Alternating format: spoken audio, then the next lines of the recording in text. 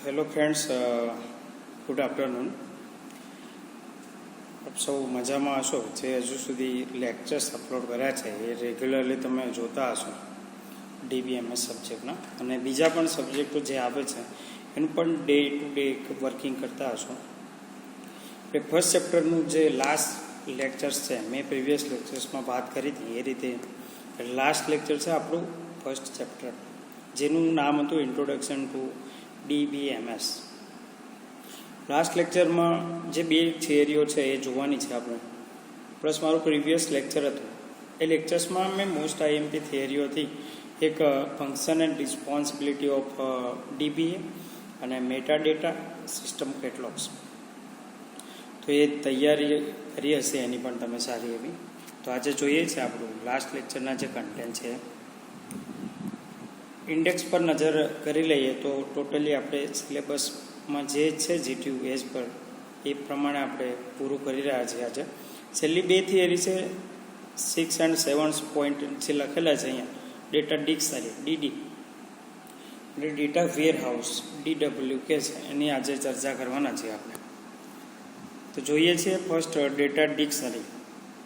वर्ड्सनी बात करिए तो डेटा हजू सुधी वर्ड्स जोयो छे के having a implicit meaning and can be recorded, no one is a data। અને પછી ડિક્શનરી તો તમે ડિક્શનરી વર્ડ્સ અવારનવાર કદાચ સાંભળ્યો છે।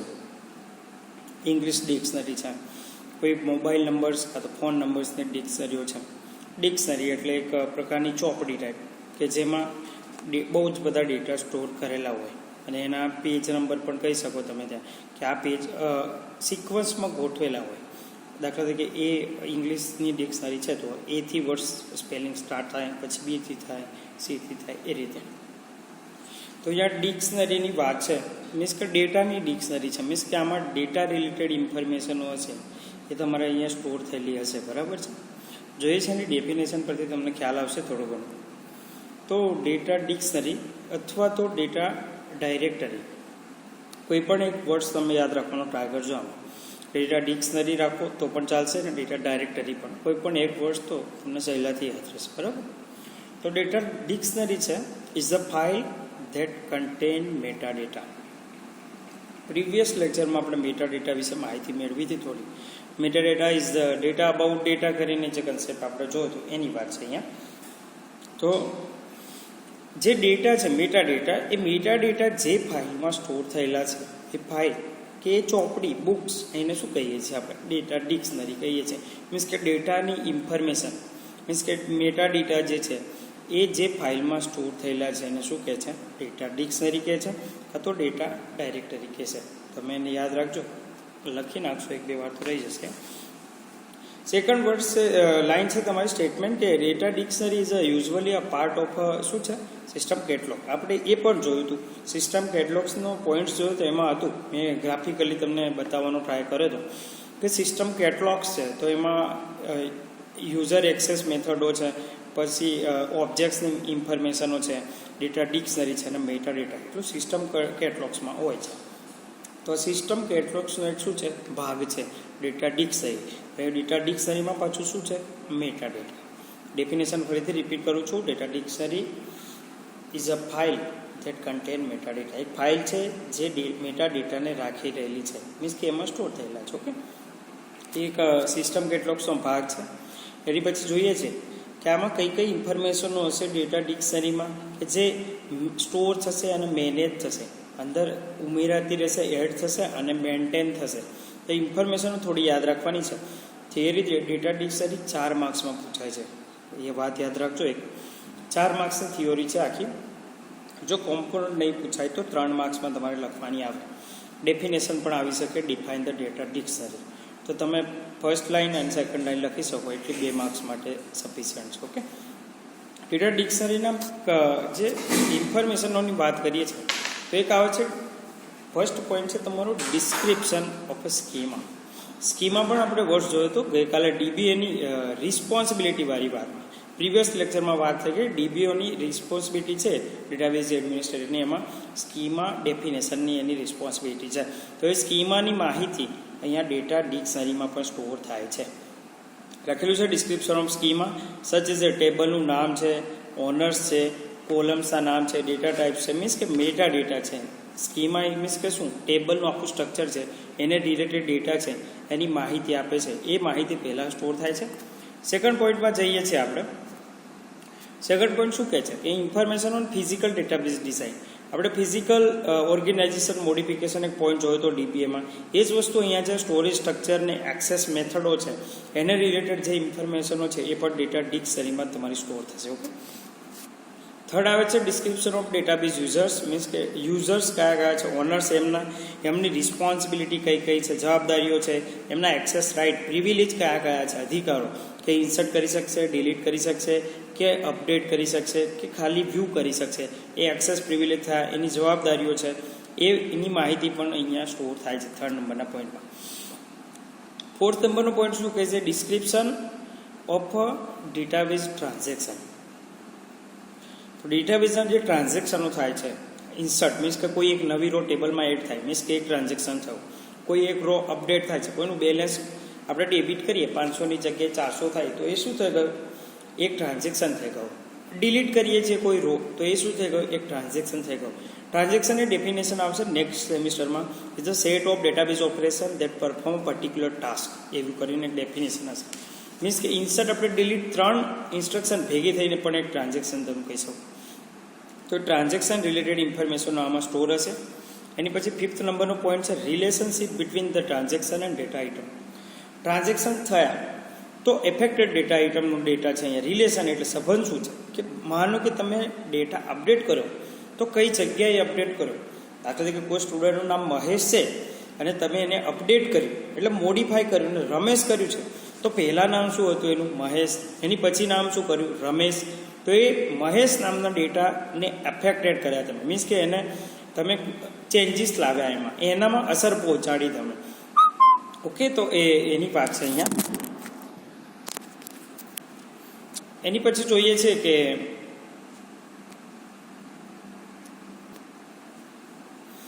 એની પછીનું જે ટોપિક છે રિલેશનશિપ અમોંગ ધ એન્ટિટીઝ.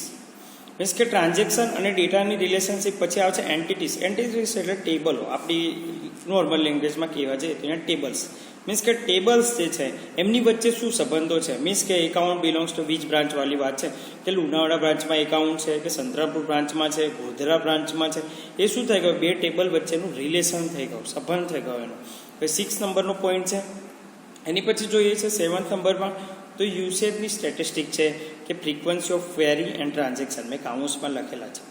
તો યુસેજ કેટલો છે, ડેટાબેઝ કેટલો યુઝ થાય છે, કઈ કઈ ક્વેરીઓ પરફોર્મ થાય છે, મેક્ઝિમમ કેટલા ટ્રાન્ઝેક્શનો તમારા પરફોર્મ થાય છે ડેટાબેઝ પર, એને રિલેટેડ ઇન્ફોર્મેશનો છે અહીંયા જનરલાઇઝ.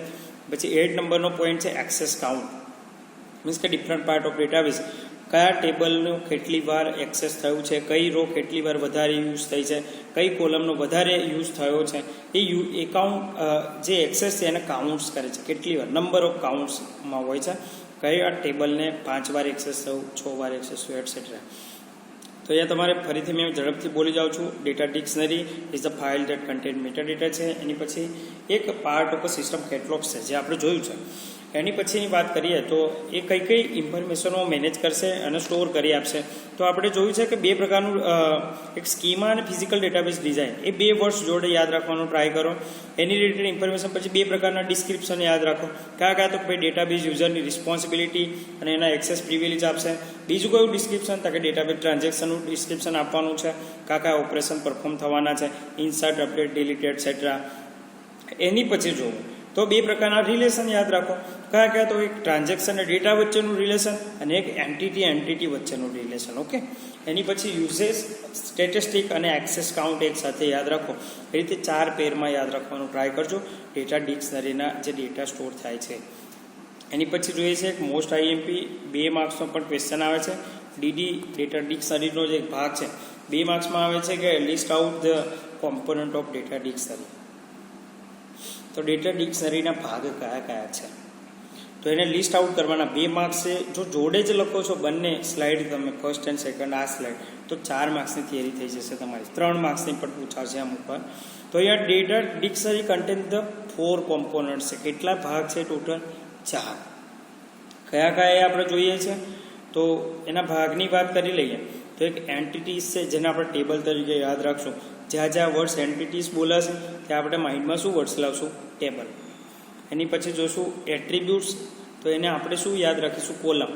તો એન્ટિટી પછી એટ્રીબ્યુટ્સ. એટ્રીબ્યુટ્સ એટલે આપણી લેંગ્વેજમાં શું કહીશું? એને કોલમ કહીશું, ઊભા ભાગ. એની પછી જોશું તો એની પછી રિલેશનશીપ આવશે, મીન્સ કે એસોસિએશનની વાત કરીશું. એની પછી છે કી કરીને એક વર્ડ્સ આવશે તમારો, કી એટલે ચાવી, એ એક વર્ડ્સ યાદ રહી જશે તમને. તો ટોટલ 4 કમ્પોનન્ટ તમે યાદ રાખવાનો ટ્રાય કરશો. ટેબલ છે તો ટેબલની કોલમો છે, અને કોલમ છે તો ટેબલ કોલમો વચ્ચે રિલેશનશીપ છે, અને એ ટેબલની એક શું છે? ચાવી છે. એ રીતે યાદ રાખજો. તો અહીંયા ફર્સ્ટ કોમ્પોનન્ટ જોઈએ છે આપણે, એન્ટિટીઝ કોને કહેવાય છે? તો એન્ટિટી એટલે શું? આપણી ભાષામાં ટેબલ કહીએ છીએ, પણ કેવું ટેબલ? ટેબલ એટલે શું? ટેબલ એટલે શું કે ભાઈ એન્ટિટી કાં તો ટેબલ ઇઝ અ થિંગ્સ કાં તો ઓબ્જેક્ટ. થિંગ્સ એટલે વસ્તુ, કાં તો એવી ઓબ્જેક્ટ્સ કે તમે જોઈ શકો ફિઝિકલી, કાં તો એક્ઝિસ્ટિંગ હોવો જોઈએ લોજિકલી પણ. તો existing in the real world, અને this is a distinguishable from all other objects. Distinguishable means what? કે બીજાથી અલગ કરી શકો તમે. જેમ કે પેન અને પેન્સિલ બંને અલગ અલગ વસ્તુ છે. ચોક અને રબર બંને અલગ અલગ વસ્તુ છે. પછી બુક્સ અને નોટબુક્સ એ બંને અલગ અલગ વસ્તુ છે. કોઈ એનિમલ્સ છે અને મેન છે, અલગ અલગ વસ્તુ છે. એકબીજાથી તમે સહેલાઈથી અલગ કરી શકો એવી જે દુનિયામાં વસ્તુ કાં તો ઓબ્જેક્ટ્સ છે એને શું કહીશું? આપણે એન્ટિટી કહીશું. ઓકે, તો આટલી ડેફિનેશન યાદ રાખજો. થિંગ્સ કાં તો ઓબ્જેક્ટ્સ બંનેમાંથી કોઈ એક વર્ડ્સ યાદ રાખવાનો ટ્રાય કરજો. કે an entity is a object કાં તો entity is a things existing in a real world. આ દુનિયામાં હોવું જોઈએ. પછી મંગળ પરની વાત નથી, અહીંયા હવામાં વાત નથી કરવાની. અહીંયા એક્ઝિસ્ટિંગ છે કે નહીં અને બીજી વસ્તુથી અલગ પાડી શકાય એવી વસ્તુને શું કહીશું આપણે? ઓબ્જેક્ટ્સ, એન્ટિટી કહીશું. ઓકે, પહેલી definition, an entity is a objects in existing in real world that is a distinguishable from all other objects. બીજા ઓબ્જેક્ટથી અલગ પાડી શકાય એવી જે વસ્તુ છે દુનિયામાં હયાત, એને શું કહીશું? એન્ટિટીઝ કહીશું, કે જેનું ટેબલ બની શકે સાદી ભાષામાં. સેકન્ડ લાઈન શું કહે છે? The entity represent an objects in which user is interested. User છે મીન્સ કે આપણે છીએ, આપણને કેવું ઇન્ટરેસ્ટ જાગે કે એની વિશેની માહિતી આપણે સ્ટોર કરી શકીએ. દાખલા તરીકે કોઈ બોટલ છે, માનો કે આ બોટલ્સ છે, વોટર બોટલ છે, તો એની વિશે આપણે ઇન્ટરેસ્ટેડ છીએ કે ભાઈ આનો કલર્સ કયો છે, એની હાઇટ કેટલી છે, પછી એની પ્રાઇસ કેટલી છે. તો આપણે એની વિશે ઇન્ટરેસ્ટેડ છે, એની ઇન્ફોર્મેશન સ્ટોર કરવા માગીએ છીએ. તો એવી વસ્તુ જે છે એને શું કહીશું? એન્ટિટી. કે જેનું આપણે ટેબલ બનાવીને ડેટા એન્ટર કરવાની કાં તો સ્ટોર કરવાની આપણને ઇન્ટરેસ્ટ થાય એવી વસ્તુ છે. બરાબર છે. નેક્સ્ટ જોઈએ છે, એક્ઝામ્પલ આપ્યું છે મેં કે પર્ટિક્યુલર કસ્ટમર. તો હા ભાઈ, કસ્ટમર વિશેની ડેટામાં આપણને ઇન્ટરેસ્ટ છે. એનું નામ શું છે, એની એજ શું હશે, પછી એનું એડ્રેસ શું હશે, મોબાઈલ નંબર્સ, ઈમેલ્સ, મીન્સ કે એની વિશે આપણે જાણવાની તત્પરતા રહે એવી વસ્તુ આપણે શું કહીશું? એન્ટિટીઝ કહીશું. નેક્સ્ટ જોઈ લઈએ, જોડે જોડે એટ્રીબ્યુટ્સની વાત કરીએ. સેકન્ડની એટ્રીબ્યુટ્સ કોને કહેવાય? મીન્સ કે કોલમ. તો એની ડેફિનેશન જોઈ લઈએ, એક સિંગલ લાઇનમાં છે. Attribute is a characteristics.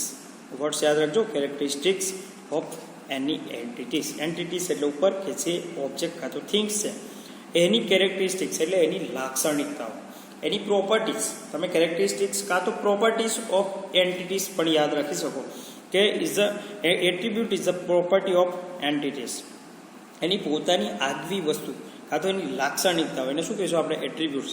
દાખલા તરીકે કસ્ટમર છે તો એનું ટેબલ બનાવ્યું કસ્ટમર, પણ એની પોતાની આગવી લાક્ષણિકતાઓ કોઈ કહે તો એનું નામ હોઈ શકે, એનું એડ્રેસ હોઈ શકે, એનું મોબાઈલ નંબર હોઈ શકે, એની કોઈ જોબ હોઈ શકે, એટસેટ્રા.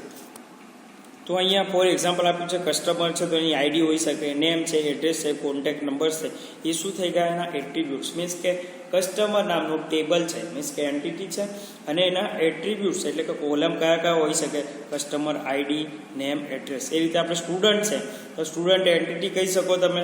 એના એટ્રીબ્યુટ્સ કયા હોઈ શકે? તો કે એનરોલમેન્ટ નંબર છે તમારો, નેમ છે તમારા, એડ્રેસ છે, તમારી બ્રાન્ચો છે. એ રીતે તમે એને એટ્રીબ્યુટ્સ કહી શકો. બરાબર છે. તમારી હોબીઝ છે એ પણ આવી જાય. તો યાદ રાખજો, આ બે કોમ્પોનન્ટ છે. હવે બાકીના બે જોઈએ છે આપણે નેક્સ્ટ સ્લાઇડમાં. રિલેશનશીપ. તમે વર્ડ્સ જનરલી જોયો હશે, હજુ સુધી ફિલ્મો જોઈ હશે, આજુબાજુ જોતા હશો. Relationship, live in relationship words પણ સાંભળ્યું હશે. મીન્સ કે રિલેશનશીપ એટલે શું? સંબંધ, સંબંધી. એ મારું રિલેટિવ છે, એમ નહીં કે તે કોઈ રિલેટિવ છે, એ મારા રિલેશનમાં છે એવું કહે છે ને, સંબંધમાં છે એમ. તો એ જ રીતે અહીંયા રિલેશનશીપ, ટેબલ વચ્ચેની રિલેશનશીપ.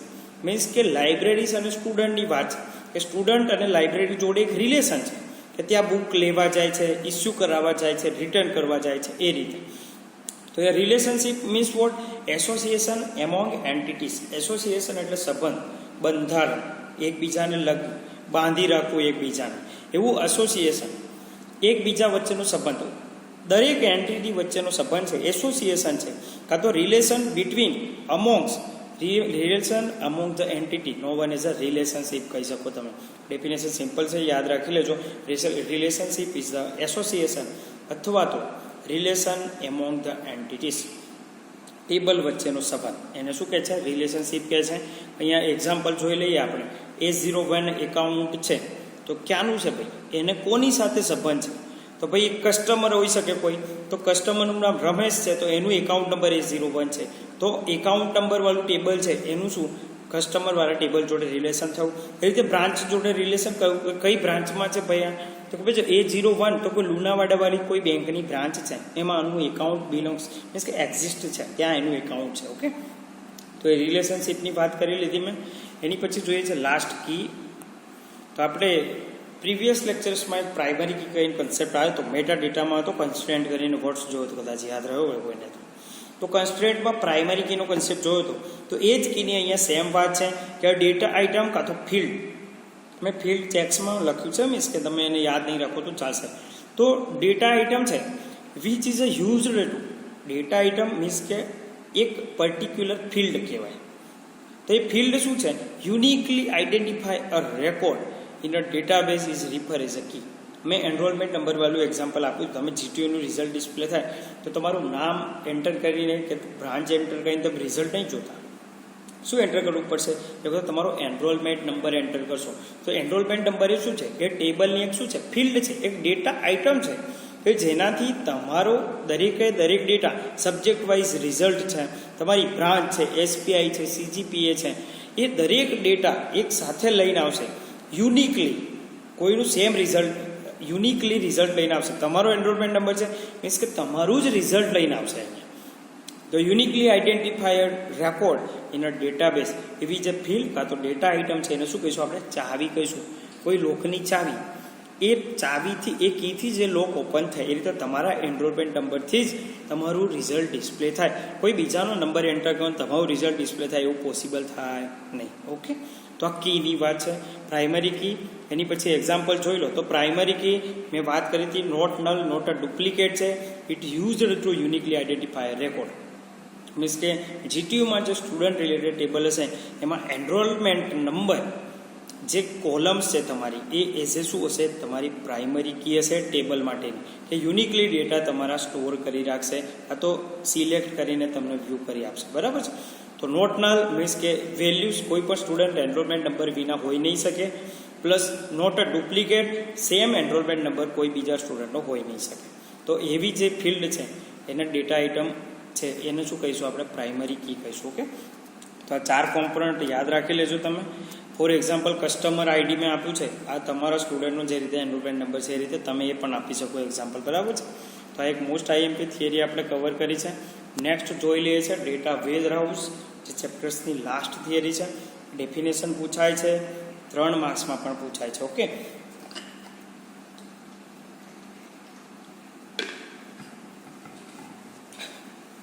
તો ડેટા વેરહાઉસ. ડેટા એટલે ફરીથી હજુ સુધી આપણે જે વર્ડ્સની આજુબાજુ ફરી રહ્યા છે એ ડેટા છે. વેરહાઉસ એટલે ગોડાઉન તમે કહી શકો એક પ્રકારનું. હાઉસ એટલે ઘર છે. વેરહાઉસ કે જ્યાં વધારે પડતા ડેટા સ્ટોર થયેલા હોય, અલગ અલગ પ્રકારના ડેટા સ્ટોર થતા હોય, એ વેરહાઉસ છે. એની ડેફિનેશન જોશું આપણે પહેલી. Data warehouse is a decision supported database છે that is a maintained separately from the organization's operational database. હવે ઓપરેશનલ ડેટાબેઝ આવ્યો છે એટલે મેં પહેલાં નેક્સ્ટ 2 લાઈન તમને ઇન્ફોર્મેશન આપી દઉં. ઓપરેશનલ ડેટાબેઝ એટલે શું? અને ડિસિઝન મેકિંગ ડેટાબેઝ એટલે શું? ઓપરેશનલ ડેટાબેઝ એટલે શું? ડે બાય ડે ઓપરેશન્સ થતા હોય, ડે ટુ ડે, ડેલીના 10-20,000 ઓપરેશન્સ થતા હોય, 10 રો એડ થતી હોય, 5 ડિલીટ થઈ જતી હોય, નવી અપડેટ થતી હોય 20 રો, એ રીતે ડેલીનું ઓપરેશન્સ જે પરફોર્મ થાય છે એને શું કહે છે? ઓપરેશનલ ડેટાબેઝ કહે છે. અને પછી ડિસિઝન મેકિંગ ડેટાબેઝ શું છે? તો યુઝડ ઓકેશનલી. પેલું શું છે? ઓપરેશનલ ડેટાબેઝ ઓલવેઝ, વારંવાર યુઝ થતા છે, અને અહીંયા ઓકેશનલી એટલે ક્યારેક ક્યારેક યુઝ થાય છે. શેની માટે? To make a decision. Decision એટલે શું? નિર્ણય. ડિસિઝન લેવાનું છે, નિર્ણય લેવાનું છે, એ વખતે જે ડેટાબેઝ યુઝ થાય છે એને શું કહીશું આપણે? Decision making database. મીન્સ કે ડિસિઝન મેળવવામાં મદદ કરે એવો ડેટાબેઝ શું કહીશું? Decision making database. તો આ ડેટા વેર હાઉસ શું છે? તો ભાઈ ડેટા વેર હાઉસ એ શું છે? ડિસિઝન સપોર્ટેડ ડેટાબેઝ છે. મીન્સ કે ડિસિઝન મેકિંગ ડેટાબેઝ છે કે જે ડિસિઝન નિર્ણય લેવામાં તમને મદદ કરશે. અને શું? Maintained separately from the organisational operational database. Means કે ડે ટુ ડે જે ડેટાબેઝ છે એનાથી અલગ એક ડિસિઝન મેકિંગ ડેટાબેઝ મેન્ટેન થાય છે સેપરેટલી. એને શું કહે છે? ડેટા વેર હાઉસ કહે છે. ડેફિનેશન 2 વાર લખી અને તૈયાર કરશો તો આવડી જશે. 3 ભાગ પાડવાના છે. પહેલો ભાગ શું છે? Data warehouse is a decision support database છે. પછી બીજો ભાગ મેન્ટેન સેપરેટલી છે. ત્રીજો ભાગ શેનાથી? હવે ઓર્ગેનાઇઝેશનના જે ઓપરેશનલ ડેટાબેઝ છે એનાથી અલગ. તો ઓપરેશનલ ડેટાબેઝથી અલગ રીતે ડિસિઝન લેવા માટે જે મેન્ટેન થતો કાં તો બનાવવામાં આવતો ડેટાબેઝ એને શું કહીશું? ડેટા વેર હાઉસ કહીશું. કે જે ખાણ છે, જેનાથી નિર્ણયો લેવાય છે, જે હિસ્ટ્રી છે એનાથી તમે નિર્ણયો લઈ શકો, અનુભવ છે. જોઈએ છે કેરેક્ટરિસ્ટિક્સ એની જોઈ લઈએ છીએ એમાં. તો એક સબ્જેક્ટ ઓરિએન્ટેડ હોવો જોઈએ ભાઈ. આ ડેટા વેર હાઉસ હોય તો એ રીતે ડેટા નોર્મલી નહીં, કોઈ સબ્જેક્ટ હોવો જોઈએ, કોઈ વિષયના આધારે તમે ડેટા બનાવી શકો. પછી ઇન્ટિગ્રેટેડ મીન્સ કે એક સરખો ભેગો હોવો જોઈએ, એ એક સંગતતા વપરાયેલી હોવી જોઈએ. એની પછી જોશું તો time variant, time related data જોડે જોડે હોવા જોઈશે કે જેથી આપણે ડિસિઝન લઈ શકીએ કે 2010માં કેવી પરિસ્થિતિ હતી, 2015માં કેવી છે, અને 2020માં કરન્ટલી કેવી પરિસ્થિતિ છે એની. અને લાસ્ટ છે નોન વોલેન્ટાઇલ છે. વોલેન્ટાઇલ મીન્સ કે ભૂસાવું કાં તો નષ્ટ થઈ જવું. તો નોન વોલેન્ટાઇલ એટલે નષ્ટ નહીં થવું જોઈએ, ડિલીટ નહીં થવું જોઈએ. તો કેરેક્ટરિસ્ટિક્સ ડિટેલમાં જોઈ લઈએ. આ 4 કેરેક્ટરિસ્ટિક્સ પણ 2 માર્ક્સમાં પૂછાય કે define the data warehouse and list out its characteristics. તો તમે આ ડેફિનેશન અને 4 કેરેક્ટરિસ્ટિક્સ લખી શકશો. સબ્જેક્ટ ઓરિએન્ટેડ વાત કરીએ પહેલી. Data warehouse is organised around the major subject are which may be need to take some decision. એવો સબ્જેક્ટ કે જેની ઇન ફ્યુચર ડિસિઝન લેવા માટે જરૂર પડશે એવો સબ્જેક્ટને આધારે આ ડેટા વેર હાઉસ ક્રિએટ થાય છે ને એમાં ડેટા સ્ટોર થાય છે. જોઈએ છે નેક્સ્ટ લાઈન એક્ઝામ્પલ. જેમ કસ્ટમર, પ્રોડક્ટ એન્ડ સેલ. તમે અહીંયા હું એક એક્ઝામ્પલ આપું સરસ. માનો કે કોઈ કંપની છે, બાબા રામદેવની કંપની લઈ લો તમે. એમાં દંતકાંતિ જે ટૂથપેસ્ટ તમે નામ સાંભળ્યું છે, તો એ દંતકાંતિ એક પ્રોડક્ટ છે પતંજલિની. તો એની વિશેના ડેટા કે જેને ઇન ફ્યુચર કોઈ ચેન્જીસ લાવવા છે આપણે કે ભાઈ હમણાં કેટલું માર્કેટમાં સેલિંગ છે એનું, એને ઇન્ક્રીઝ કઈ રીતે કરવું છે, તો એની માટે data day to day store કરવા પડશે. તો 1 મહિના 2 મંથ પછી આપણે ડિસિઝન લઈ શકીશું ભાઈ દંતકાંતિ જે છે એની માંગ માર્કેટમાં વધારે છે, તો એને રિલેટેડ ડેટા છે કે એમાં કઈ કઈ વસ્તુ તમે સ્ટોર કરી હતી, કઈ કઈ કન્ટેન્ટ એડ કર્યા હતા, એની પ્રાઇઝો શું હતી, એ રિલેટેડ બધા જ ડેટા આપણે અહીંયા પ્રોડક્ટ્સ એ સબ્જેક્ટ ઓરિએન્ટેડમાં રાખ્યા છે કે જે સબ્જેક્ટ જે દંતકાંતિ છે. ઓકે, પ્રોડક્ટ છે એને રિલેટેડ ડેટા છે. પછી નેક્સ્ટ જોઈએ છે, નેક્સ્ટ કેરેક્ટરિસ્ટિક્સમાં જઈએ તો એની કેરેક્ટરિસ્ટિક્સ ઇન્ટિગ્રેટેડની વાત આવે છે. તો ઇન્ટિગ્રેટેડ મીન્સ વોટ કે data be stored in data warehouse might be coming from different location. અલગ અલગ લોકેશનથી ડેટા આવે છે. તમે જાણો છો કે પતંજલિનું જે એક્ઝામ્પલ લો, એક જગ્યાએ એનું સ્ટોર નથી, 1000 સ્ટોર હશે એના, તો અલગ અલગ જગ્યાએથી અલગ અલગ લોકેશનેથી ડેટા આવશે. એકોર્ડિંગ ટુ ધેર સોર્સિસ અલગ અલગ ફોર્મેટમાંથી ડેટા આવશે. કોઈ એક્સેલમાં ડેટા મોકલશે, કોઈ વર્ડમાં ડેટા મોકલશે, કોઈ પેપરમાં લખીને પણ ડેટા મોકલી શકે. તો અલગ અલગ પ્રકારના ડેટા કોઈ એક જગ્યાએ હેડક્વાર્ટર્સ જ્યાં છે ઉત્તરાખંડમાં, તો ત્યાં ડેટા ભેગા કરવા અને એને રિલેટેડ દંતકાંતિ જે પ્રોડક્ટ છે એને રિલેટેડ ડેટા ભેગા કરવા તો સરખા હોવા જોઈએ. પછી એક કાગળ શોધવા જાઓ, એક એક્સેલ ફાઇલ ઓપન કરો, એક વર્ડ ફાઇલ, એ વેલિડ નથી, ટાઈમ કન્ઝ્યુમિંગ પ્રોસેસ થઈ જશે. અને એનો રેકોર્ડ પણ રાખવો થોડો અઘરો છે. તો જોઈએ છે all such kind of data integrated in data warehouse. This means એનો meaning integrated in data warehouse. Integrated in data warehouse કઈ રીતે ઇન્ટિગ્રેટ થશે, એક સુસંગત કઈ રીતે થશે, તો is converted into homogeneous structure. Homogeneous એટલે શું, એક સમાન સ્ટ્રક્ચર, સરખું સ્ટ્રક્ચર. તો એ સ્ટ્રક્ચરમાં એક કોમન ફોર્મેટમાં સ્ટોર થશે ડેટા વેરહાઉસમાં. આ સ્ટોરમાં આટલું વેચાણ થયું, આ સ્ટોરમાં આટલું થયું, અહીંયા આટલી માંગ છે, અહીંયા ઓછી છે. એ રીતે ઇન્ટિગ્રેટેડ અલગ અલગ ફોર્મેટમાંથી કોમન ફોર્મેટમાં ડેટા સ્ટોર કરવાની વાત છે અહીંયા. ડેટા વેરહાઉસનું સેકન્ડ કેરેક્ટરિસ્ટિક. થર્ડ છે ટાઈમ વેરિયન્ટ છે. પછી ડિસિઝન લેવાનું છે એટલે સમયે ડિસિઝન લેવાનું છે. કાંઈ 1 વર્ષમાં 2 વર્ષમાં નહીં, 10 વર્ષ પછી પણ આપણે દંતકાંતિ ચેન્જ કરવી પડે તો શું કરવાનું, પ્રોડક્ટ્સમાં કોઈ કન્ટેન્ટ્સ વધારે એડ કરવા પડે તો એ વખતે ટાઈમ વેરિયન્ટ મીન્સ કે ટાઈમિંગ પણ જોડે જોડે કે 2010માં આટલું સેલિંગ હતું, 15માં આટલું થયું અને હવે ઇન્ક્રીઝ કરવું છે કે કઈ રીતે. તો data store in data warehouse contain time elements. શું છે ડેટા વેરહાઉસ છે એના ટાઈમ એલિમેન્ટ્સ જોડે જોડે હોવો જોઈએ. Element to reflect timing of the data. કયા ટાઈમે ડેટા સ્ટોર થાય. દાખલા તરીકે તમે અસાઇનમેન્ટ્સ લખતા હશો તો એની પર ડેટ લખો છો કે મેં આ ડેટે ડેટા લખ્યા, મીન્સ આ ડેટે મારું અસાઇનમેન્ટ લખાયું, અમે ડેટ લખીએ કે આ ડેટે સબમિટ થયું તમારું. તો એ ટાઈમ એલિમેન્ટ જોડે જોડે હોવો જરૂરી છે કે જેથી તમે ઇઝીલી ડિસિઝન લઈ શકો. અહીંયા નેક્સ્ટ એક્ઝામ્પલ આપ્યું છે મેં કે what happened in previous day, previous last day, last week, last month, last 10 years, 5 years, 100 years, પાછલા 1000 વર્ષોમાં શું થયું હતું. એ રિલેટેડ જે ડેટા સ્ટોર થાય છે દરેકનું ટાઈમિંગ હોવું જરૂરી છે કે જેથી ખબર પડે કે આ કેટલા વર્ષ જૂના ડેટા છે, તો આપણે નેક્સ્ટ ઇન ફ્યુચર એની પરથી શું તાત્પર્ય, શું નિર્ણય લઈ શકીએ. લાસ્ટ કેરેક્ટરિસ્ટિક્સ જોઈ લઈ છે. નોન વોલેન્ટાઇલ છે, મીન્સ કે ક્યારે નષ્ટ નહીં થવું જોઈએ. Data storage in database data warehouse is never deleted or updated. ભાઈ એકવાર ડેટા એડ થઈ ગયો ડેટા વેરહાઉસમાં, અપડેટ પણ નહીં થાય, તમે એને ચેન્જ નહીં કરી શકો અને એને ડિલીટ પણ નહીં કરી શકો, ખાલી એડ કરી શકો. નેક્સ્ટ સેન્ટેન્સ એ જ કહે છે કે new data is always added as a supplement to the database on a regular basis. આ ડિસિઝન મેકિંગ ડેટાબેઝમાં નવા ડેટા એડ થયા રાખશે એઝ અ સપ્લિમેન્ટરી તરીકે. જેમ કે તમે એક્ઝામ છે, મેઇન સપ્લિમેન્ટરી લીધી, પછી તમે સેકન્ડ એક્સ્ટ્રા સપ્લી લો, થર્ડ લો, ફોર્થ લો, તો એ પૂરક તરીકે એડ થાય. એવું છે નહીં પછી 2 એડ થઈ અને મેઇન સપ્લિમેન્ટ તમે ફાડીને ફેંકી દો, એવું પોસિબલ નહીં. બીજી સપ્લિમેન્ટરી તમે નીકાળી લો એક્સ્ટ્રા, એ પણ વેલિડ નથી. તો 1 by 1 ડેટા એડ થતા જશે કે જેથી ઇન ફ્યુચર તમને ડિસિઝન લેવામાં સપોર્ટ થાય. તો આ 4 મેઇન કેરેક્ટરિસ્ટિક્સ જોઈશે આપણે. સબ્જેક્ટ ઓરિએન્ટેડ પ્લસ ઇન્ટિગ્રેટેડ હોવી જોઈએ, ટાઈમ વેરિયન્ટ હશે, નોન વોલેન્ટાઇલ હશે. આ ડેટા વેર હાઉસની થિયરી છે, 3 માર્ક્સ કાં તો 4 માર્ક્સમાં પણ પૂછાય છે. ડેફિનેશન અથવા એનો લિસ્ટ આઉટ કરવાની કેરેક્ટરિસ્ટિક્સ પૂછાય છે. આગળ ડેટા ડિક્શનરીની મેં વાત કરી ચૂક્યો છું, એ પણ બહુ મોસ્ટ આઈએમપી થિયરી છે. ત્યાં કોમ્પોનન્ટ્સ પૂછી શકે, એની ડેફિનેશન પૂછી શકે, તો થોડું સિરિયસ થાય. અને આ લેક્ચર્સને પણ 1 થી 2 વાર રિપીટ કરીને જોજો, એને લખજો અને પછી તૈયાર કરવાનો ટ્રાય કરજો. ચેપ્ટર આજે આપણે અહીંયા ક્લોઝ કરીએ, પૂર્ણ જાહેર કરીએ છીએ. ફર્સ્ટ ચેપ્ટર જે છે આપનું એ.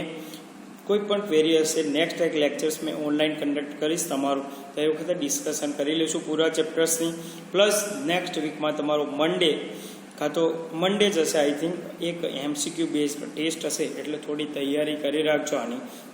આખા ચેપ્ટર્સની 30 માર્ક્સનો આપણે ટ્રાય કરશું એક ટેસ્ટનો, પછી થોડુંક વધારે એડ કરશું માર્ક્સ, એમાં 40-50 સુધી જશું આપણે. પણ સિરિયસલી ઘરે રહી અને ટાઈમ વેડફતા નહીં, એનું રીડિંગ કરવાનું રાખજો. એક ચેપ્ટર્સ પતી ગયું છે પૂરેપૂરું. આપણું ડેટાબેઝનું મોસ્ટ આઈએમપી ચેપ્ટર્સ હતું, બહુ થિયરીઓ મેં ડિટેલમાં જણાવી છે. લેક્ચર્સ પાછળના જોઈ લેજો, PDF જોઈ લેજો. કદાચ મેં એક સાથે એક PDF સેન્ડ કરી શકીશ તમને, પણ પાર્ટ વાઇઝ પણ છે જે આઈએમપી છે, લખીને તૈયાર કરજો કે જેથી GTUની એક્ઝામમાં તમે સરળતાથી ઇઝીલી માર્ક્સ મેળવી શકશો. Thank you so much.